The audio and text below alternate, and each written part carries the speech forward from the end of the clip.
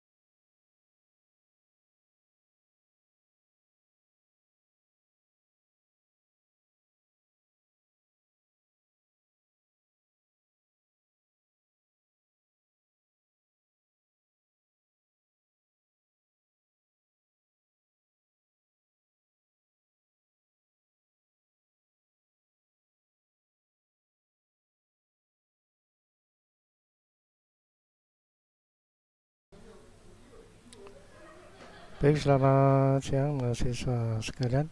Saya mulai aja.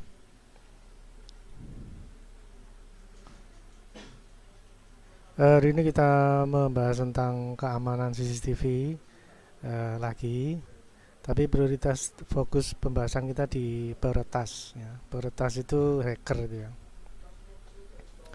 Jadi banyak sekali kejadian-kejadian yang berhubungan dengan peretas ya, atau cybercrime apalah istilahnya ya.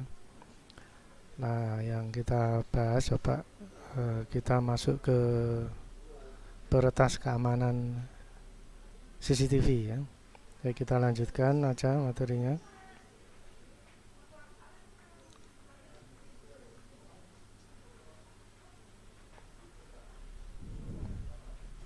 Jadi CCTV saat ini sudah bisa dikendalikan lewat jarak jauh karena berkembangnya internet ya, sehingga kita bisa mengendalikan jarak jauh. Ini sudah kita bahas minggu-minggu yang lalu, banyak sekali implementasi dan aplikasinya ya, sehingga memungkinkan pengguna untuk melihat objek yang terekam CCTV lewat jarak jauh. Ada HTTP, ada port dan sebagainya. Ini sudah kita bahas. Namun ya, ada hacker yang meretasnya karena memiliki keinginan untuk bisa melihat rekaman CCTV dengan cara yang tidak baik ya. Dan tentunya ini tidak boleh ditiru ya. Ini jelek sehingga tidak boleh diikuti ya. Baik, kita lanjutkan. Nah, hacker maupun pelaku kriminal bisa menggali informasi dengan memata-matai atau apa ya? Atau apa ya?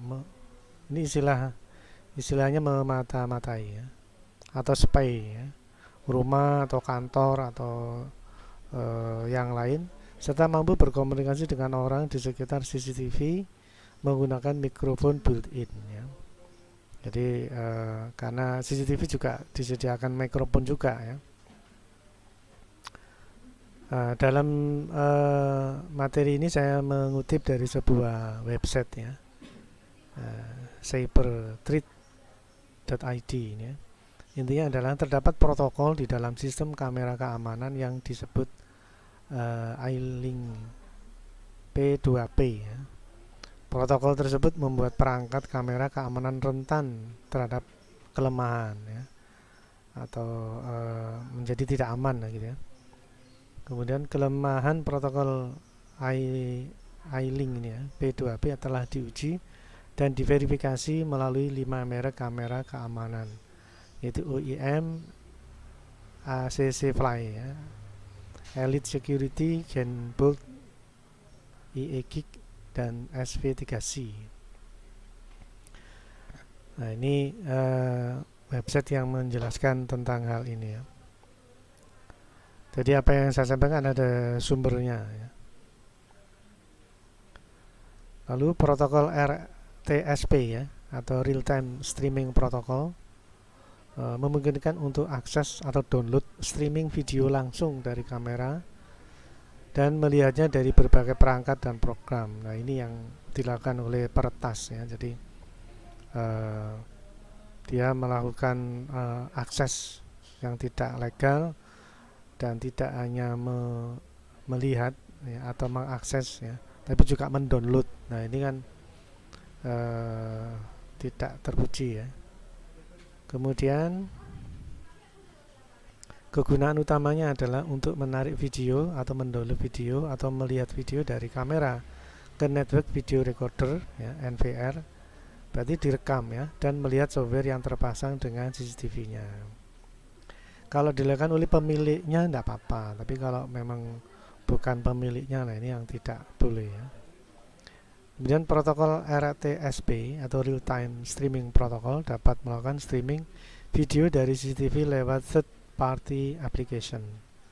Tampilan langsung di situs web, perangkat lunak pemantau CCTV, ini kan browsernya ya, aplikasi untuk mengaksesnya dan lain-lain.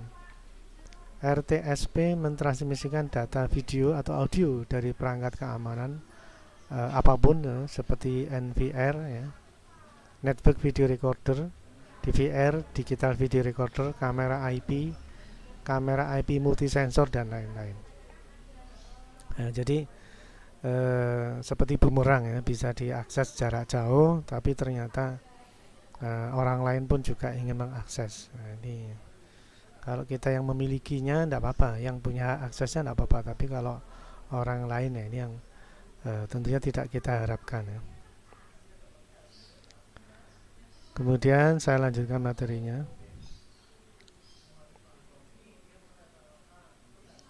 Protokol Real Time Streaming Protocol ya.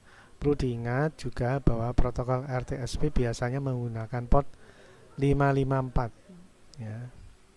Nah ini memang akses jarak jauh ini pasti butuh IP address dan protokol. Itu ada IP address dan port ya. Nah port yang digunakan biasanya 554. Jadi NVR ya atau DVR itu melalui router mengakses IP ya. Jadi di sini ada pesan, please send me real time video through the RTSP protocol. Nah kameranya menjawab okay, command of working, here's the video stream ya. Jadi dia memberikan video streamingnya sesuai permintaan dari NVR. Nah NVR ini kalau dioperasikan pemilik atau hak aksesnya tidak apa-apa, tapi kalau ternyata bukan pemilik hak aksesnya, lah ini yang kurang baik ya. Baik, kita lanjutkan. Perangkat lunak yang tersedia seperti VLC, Video LAN Client, ini aplikasi ya, media player dapat digunakan untuk streaming video dengan RTSP atau perangkat lunak pemantau kamera lainnya. Nah, karena hal yang sama seperti yang dilakukan oleh DVR, ya, maka laptop yang sudah diinstal video LAN client ini juga meminta atau request hal yang sama, ya, meminta video streaming ke kamera melalui router, melalui internet, sehingga bisa diakses di mana saja, dimanapun berada. Nah, ini yang tentunya mesti hati-hati, ya. Baik, kita lanjutkan lagi. Nah, protokol RTSP mendukung operasi request command, juga dikenal sebagai perintah seperti play, ya. Jadi bisa diakses dari jarak jauh, play, pause, setup, dan lain-lainnya. Jadi seperti usernya, ya. Request pertama kali juga harus memberikan notifikasi kepada klien terkait opsi command yang ada dengan command option. Setelah itu user klien dapat menonton atau mematikan streaming, ya. Sudah bisa mengendalikan, ya.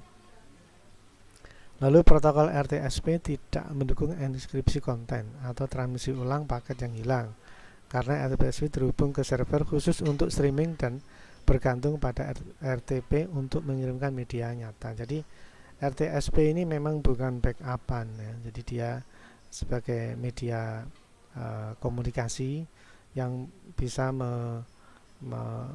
hanya melaksanakan request comment saja. Dengan adanya keterbatasan ini bersama dengan masalah yang pensekalan menyebabkan penurunan penggunaan RTSP secara keseluruhan. Jadi ini karena ada kelemahan sehingga tentunya tidak banyak orang yang menggunakan, ya.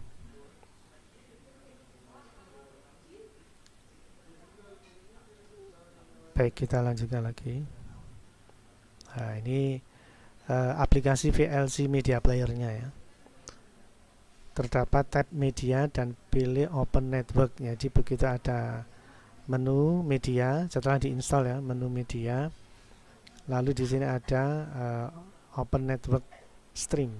Nah, ini, ya, ini mulai pintu untuk mengakses CCTV yang berbasis IP address dan port, ya. Jadi ini awal pintu bisa akses ke luar. Baik, kita lanjutkan lagi. Lalu VLC media player terdapat tab media dan pilih option network dengan memasukkan kode-kode, ya, atau alamat dari CCTV, IP CCTV yang dituju, ya. Jadi dimasukkan ke folder ini karena ini diminta untuk mengisi URL-nya CCTV, ya, atau IP CCTV. Nah, ini mesti hati-hati, ya, kalau misalkan ada aplikasi yang mempunyai akses seperti ini. Bagi pemilih akses, ya, mesti hati-hati. Kayak komputer atau handphone itu passwordnya harus dijaga, ya. Jangan sampai semua orang tahu. Nah, ini kalau saya lanjutkan, ya, ini tab network ada input bar yang meminta network URL alamat dari IP CCTV-nya, ya. Formatnya user, password, address, IP address, ya. Lalu RTS port, ya. Kemudian streaming channel. Lalu di sini streaming type-nya, ya. Jadi format ini yang digunakan untuk mengakses CCTV. Sekali lagi, kalau pemilik utamanya maka harus dijaga betul informasi user, password, ya. Kemudian port, ya, address, IP address sama portnya ini harus dijaga atau disimpan, ya. Nah, kemudian disinilah akan dimasukkan alamat IP kamera yang ingin diakses beserta dengan username dan password yang diperlukan untuk otorisasi masuk ke dalam sistem dengan protokol RTSP. Juga tentunya harus memasukkan direktori file tempat di mana video recording tersebut disimpan, ya. Nah, ini streaming tipenya 102, ini streaming grafik ya. Jadi yang diminta adalah streaming. Nah, secara lengkap tulisan seperti ini, admin, ini passwordnya. Ya, ini harus hati-hati passwordnya ini. Lalu ini 192.168.180 ini adalah IP address-nya. Lalu 540 ini portnya. Lalu folder streaming, channel, nah 102 ini tipe untuk streaming. Nah, ini informasi-informasi seperti ini harus dijaga ya. Jadi kayak username, password, address bus, portnya ini harus informasinya harus dijaga. Baik, kita lanjutkan lagi. Nah, bila ini sudah dimasukkan, maka kita bisa melihat pantauan kamera dari kamera yang dituju yang akan muncul di aplikasi yang kita punya di rumah. Nah, ini yang tentunya tidak boleh kita sembarangan ya, menyimpan data admin, data user dan data password, data IP address dan data port ya. Nah, informasi yang saya tampilkan ini saya peroleh dari sebuah situs http studentactivity-acid. Anda bisa melihat di internet ya. Baik, kita lanjutkan lagi. Peretas keamanan CCTV pada bulan Desember, ini contohnya ya. Pada bulan Desember 2019, hacker meretas sistem kamera keamanan di penjara Lang Suan, Provinsi Selatan Champon, Thailand ya. Hacker memperlihatkan lingkungan internal penjara yang dibocorkan melalui internet. Hacker juga meretas kredensial login untuk 3.672 pemilik ring kamera. Ini kayaknya topologi ring, dan mengekspos informasi pribadi secara online. Nah, ini tidak boleh ya, mengekspos data pribadi orang lain.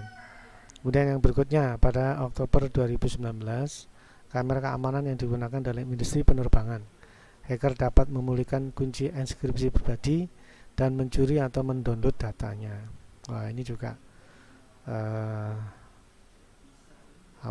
tidak diperkenankan ya. Nah, ini yang mungkin menjadi tantangan bagi kita semua agar tetap menjaga informasi username, password, address bus, port yang kita punya pada kamera. Baik, kita lanjutkan. Nah, ini pada bulan Maret 2020, National Cyber Security Center NCSC Inggris menerbitkan pedoman untuk keamanan kamera, keamanan cerdas atau smart kamera. Nah, yang paling gampang ini yang saya kasih warna merah ini ya. Pengguna diminta mengubah password default yang tidak banyak diketahui orang ya.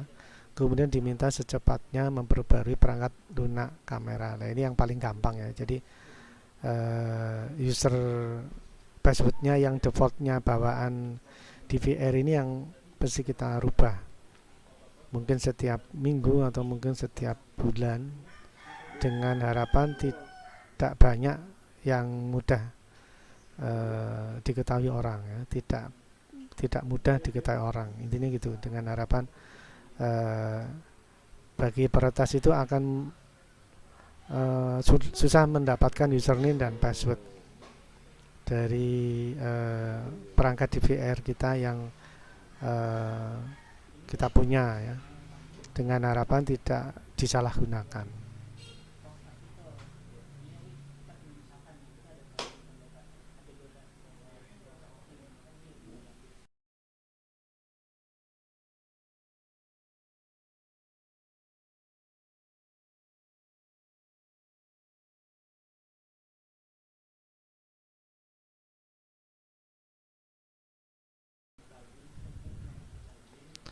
Nah, kalau IP address dan port itu memang kita biasanya kalau yang IP statis itu memang tidak bisa dirubah. Kalau berubah nanti gambarnya juga akan hilang ya. Jadi IP-nya biasanya IP-nya statis. Apalagi kalau server kita server statis, maka IP-nya akan statis. Pengertiannya IP-nya akan selalu tetap ya. IP-nya tidak berubah kecuali kalau kita menggunakan IP dinamis. Nah, ini yang mungkin bisa digunakan, tapi ya tentunya tidak mudah karena gambarnya akan selalu berubah-ubah kalau IP-nya IP dinamis ya. Paling gampang yang merubah username dan passwordnya. Mungkin tiap tiap tiap minggu atau tiap bulan, atau menggunakan cara-cara nama yang susah ditiru atau susah ditebak ya. Mungkin ya, hal yang sama juga pada mesin ATM ya. Biasanya kita selalu ditanya oleh mesin apakah mengganti PIN ya.